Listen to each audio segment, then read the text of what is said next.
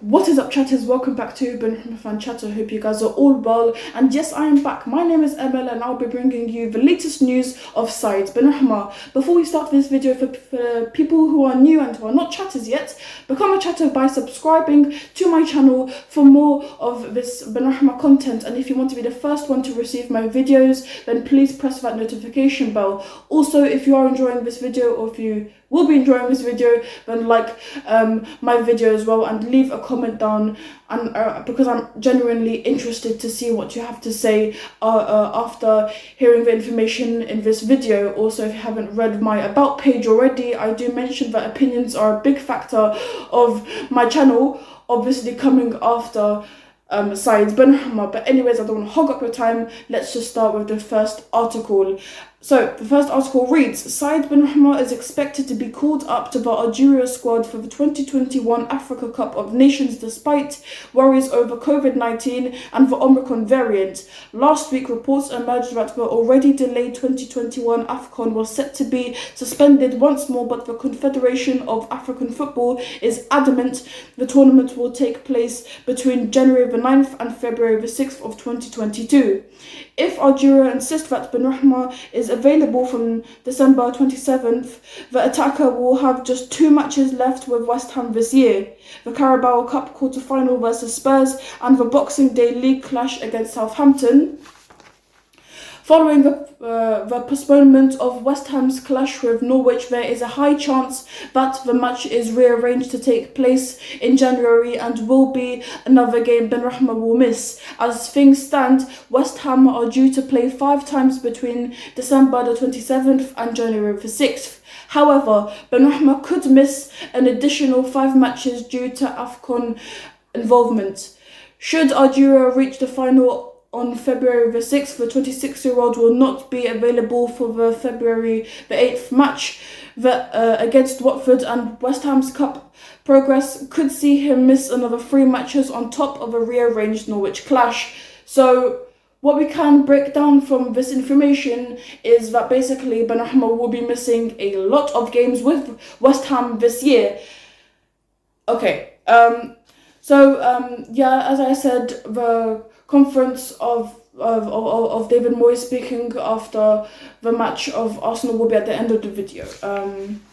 Well, without further ado, let's actually just move on to the next article.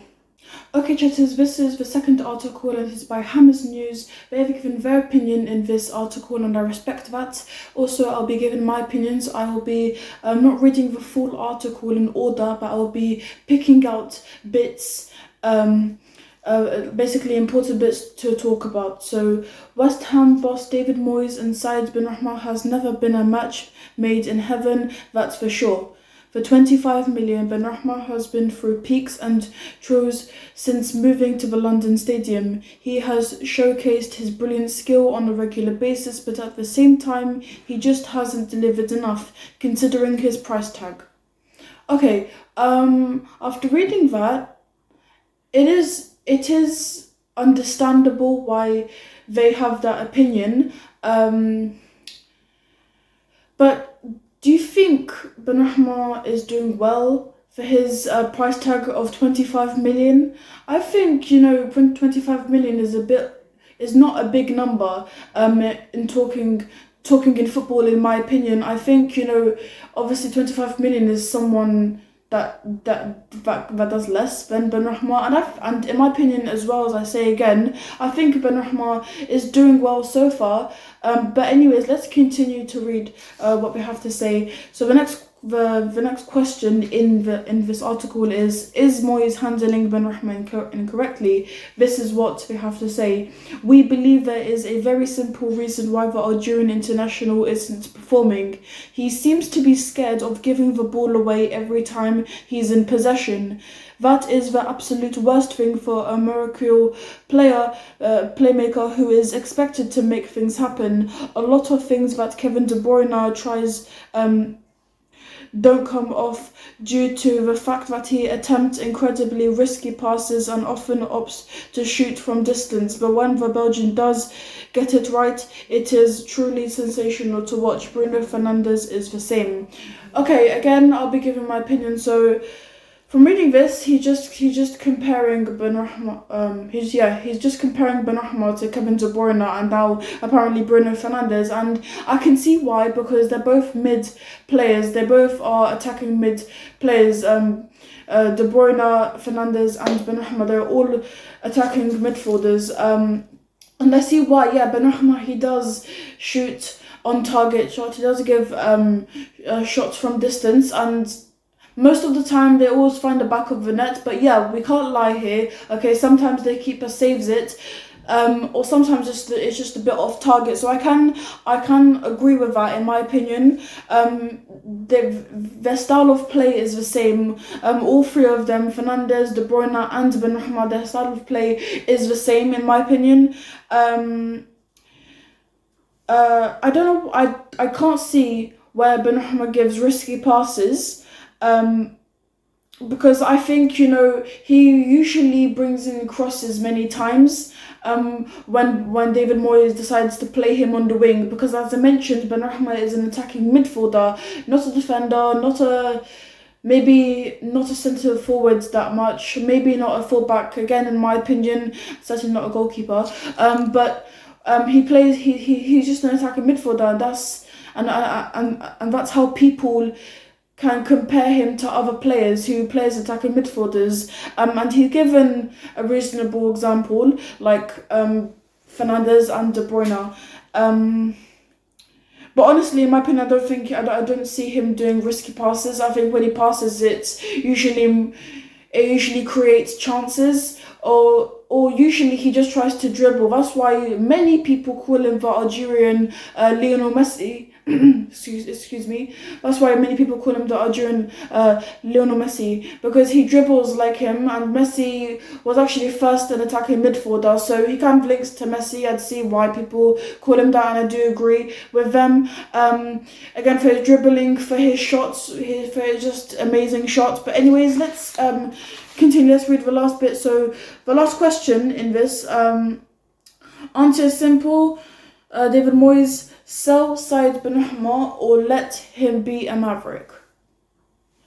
Benrahma just looks like a frightened, sheepish little boy, lost and out of position when playing for West Ham at the moment. The Scot needs to trust Benrahma and offer him the freedom to take games by the scruff of the neck, just like he did with Brentford before joining West Ham. If Moyes doesn't want to do that though, then he should just sell him. The former Brentford ace is being wasted at West Ham. He is totally ineffective when told to defend, play sensible, and stick to a rigid position. Okay, so that's it for the article. Now will just be my opinions, and then we'll move on to the last article. So my opinion for what he just said right now. He's downright insulting Benrahma, calling him names like a frightened, sheepish little boy. Okay, even if a player, in my opinion, I think kindness is important, and even if Benrahma was the worst player at West Ham, which I don't think anyone at West Ham is the worst player. They're all very good. So yeah, good for them, and certainly good for Benrahma because he's a very good player. But even if he was the worst player at West Ham, I still don't think it would be right to call him names. Now, I know he's not calling him names purposefully. Maybe, I mean, that's what I think anyways. I believe he's not calling him names purposefully to bully him or to be mean, but it's still a bit like, whoa, like, calm down. And honestly, again, in my opinion, I don't think Benrahma is that scared. He doesn't look frightened or he doesn't look a bit like, intimidated or small. I think Benrahma is looking normal, like his normal stuff that he's been doing for several months now. He's keeping that play routine for many times now, and he's just, it's like a cycle with Benrahma. He's just doing the same things, dribbling, shot on targets, passes, defending. And speaking of defending, when he mentioned defending, are you sure he's not ineffective with defending? Because yes, David Moyes, in my opinion, I'd call him a very defensive-minded manager. And yes, Benrahma's no different. Since he joined, David Moyes is always putting him as a defensive. He put Benrahma with defensive tactics and stuff, and ever since he played, ever since he stepped foot, he'd always had to, look out for other players when they came instead of actually focusing on attacking. Now I understand that but usually every player on the team is supposed to be defending at least a bit. It's supposed to like mark a player, at least put pressure, press. Okay, I understand where you're coming from, but you can't expect Benrahma to be good at defending when he's an attacking midfielder. Now he's not saying he's not saying pressing, basically what I'd like to call little defending, because little defending is for players like Benrahma, like Antonio, like Souček, like Noble, like all these attacking players, Lanzini, and other players in West Ham. They are supposed to be doing little defending, which is pressing, pressuring, and the big defending, basically the main defending, is for the fullbacks or for defensive middles like Declan Rice, maybe Mark Noble as well, but mainly Declan Rice. He is a defensive midfielder. And that's when he's actually supposed to be concentrating on defending and on dispossessing his opponent. But for Benrahma, he doesn't have to be 100% focusing on defending. He's supposed to be focusing 99% at least on attacking, because he's an attacking midfielder. And to prove that, sometimes even David Moyes puts Benrahma as a centre forward, as a striker. So clearly David Moyes knows what he's doing with his player now. And I have to say, well before when Benrahma first joined, or a little bit after when Benrahma first joined, David Moyes did actually play Benrahma like in a very defensive mindset. He gave him very defensive rules, and if he didn't follow it, and if the Benrahma didn't follow those rules that David Moyes gave him, maybe he'd probably be benched the next game. But now David Moyes has come to realise that Benrahma is not a defensive midfielder. He's not a defender. He is an attacking midfielder. To prove that as well from Brentford, he didn't just suddenly change position, did he? From Brentford, if you don't believe me, go and search up Benrahma Brentford. I mean, it's very obvious that Benrahma is an attacking player, from all the long shots and the beautiful top bin goals. And yeah, Brentford is a very strong point. Sorry, of my opinion of what I'm trying to point out here. So yeah, he doesn't have to be good at defending. Like, he doesn't have to be good at big defending. He just has to press. Like, take for example Algerian player Baghdad Bunja. He presses. He's a very good off ball player in my opinion. So play sensible. Okay. I'd say Benrahma, he does many skills and tricks, but he times them basically. I'd say at Brentford he was more attacking. He was more attacking. He was more skillful. He was more I would like to call it Neymar style. He was more like Neymar. If he compared him to De Bruyne, I can compare him to anyone. He was more Neymar style. And we all know Neymar with his tricks. So basically, that's how Benrahma was. He was more like Neymar when he was at Brentford. But now that he's at West Ham, he's a bit less attackive as he was when he was at Brentford. And why? That's because of David Moyes. David Moyes, he has, as I mentioned before, he has such a defensive mindset that he puts that on Benrahma, because I feel like he's a little bit worried. He's a little bit concerned. He's like stressed out. He really doesn't want to lose. And this wasn't only from now on. This was from before as well, even before Benrahma joined. So I don't want to focus too much on it because we have one last article to cover. But yet again, this was just my opinion. So nobody get me wrong here. Nobody take it in the wrong opinion. Okay, but obviously if you have other opinions, if you disagree with me, then just leave it in the comment section below. Please leave it a respectful comment, otherwise I will be deleting any any mean and any disrespectful comments. So anyways, I'll be moving now to article 3, last and final article of the video. Obviously, just as a reminder, after article 3 I will be playing the press conference of David Moyes after the match of when Arsenal beat West Ham 2-0. Okay, so this is the last and final thing for the day.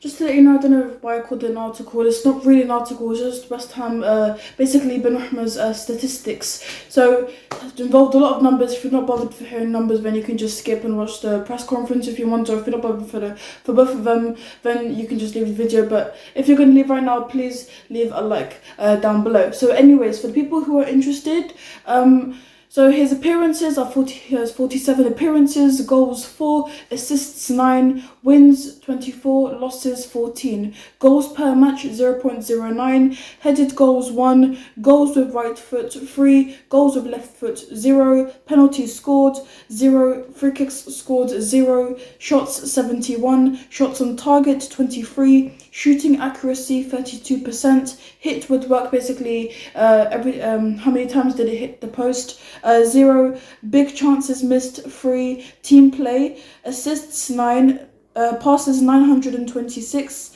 passes per match 19.70, big chances created 7, crosses 83, yellow cards 0, red cards 0, fouls 17, offsides 4, tackles 39, blocked shots 23, interceptions 11, clearances 8, and headed clearances 0. So not a lot. I mean, it wasn't very long, but it was just you know, just good to know, basically. If you want to keep this data, then there you go. But yeah, so far it's very good. And yeah, crosses 83 crosses. So how is that how is he ineffective, Hammers News? But yet again, I'm not going to have a protest against them. It's just I just wanted to point out my opinion, and yes, I agree and I respect his opinions. Some things I agree with his opinion, some things I don't. Obviously, everyone has their own opinions, we're human beings. But anyways, be a human being and like my video if you did enjoy it, and subscribe to the Benrahma Fan Chat channel. Also, chatters, if you are of age of having social media, then please do follow me on Instagram at Benrahma Fan Chat, or Facebook, which is Benrahma Fan Chat. Also go follow Benrahma as well on Instagram, which is Saïd Benrahma, and on his Facebook as well, on other social medias. But thank you, and stay tuned for more videos. This is Benrahma Fan Chat. My name is Emel, and thank you very much. I didn't think an awful lot of our performance generally. I thought Arsenal played well, good intensity. We weren't quite able to deal with it at the start, or the second half for fact, but we showed a lot of resilience to hang in the game, stick at the game, and be right in there. A couple of really poor bits of play which sort of led to the goals for us, which really gave them poor defending on both occasions, and we gave the ball away for the second goal, and probably at the time we were a little bit in the ascendancy, even with 10 men, so we were trying to hang in. So that was the disappointing part of the second half. Yeah, he does get the ball first, but I thought he should get more of the ball. I thought he should have either tackled the ball away, toe poked it away, want to get his foot to it, or I thought he should have got his foot to the back of the ball without doing a block tackle. But his timing of it means that he puts his foot on the top, catches the top of the ball and follows through.